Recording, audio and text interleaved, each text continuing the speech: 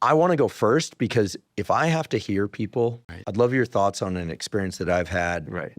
that I think many people have, where one of the most terrifying things is when you are in a small room, maybe 10, 15, 20 people, and they say, we're going to go around the table, introduce yourself, who you are. Right. Like, I want to go first because if I have to hear people Right. go and then it's coming around, I don't know why, but some circuit must ramp up where as soon as I start speaking, I'm like hearing my own voice, and Yeah. I don't have any problem public speaking in case Right. people haven't noticed, but Yeah. there's something about that anticipation without it being my turn to speak that makes it such like really awkward. And then I realized at some point, if I just focus off myself and just really listen to what people are saying, when it comes around, you just say, Yeah. I'm Andrew, or you're whoever, and then you share the information that needs to be shared.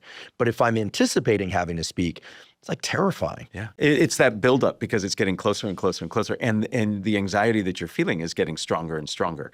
I don't like go around the room and introduce yourself. If there's a need for people to do that, I will always have people partner up or get in groups of 3 and then have somebody introduce somebody else. It's just much easier. I do exactly, and I coach exactly what you do. I tell people, listen to everybody else and think to yourself a question you would ask them based on what they've said, because that causes you really to focus on what they're saying. So you're not getting into your head and you're not really living at the peak all the anxiety feelings you're having. Now, to help people introduce themselves, I have a way I like to teach people to introduce themselves.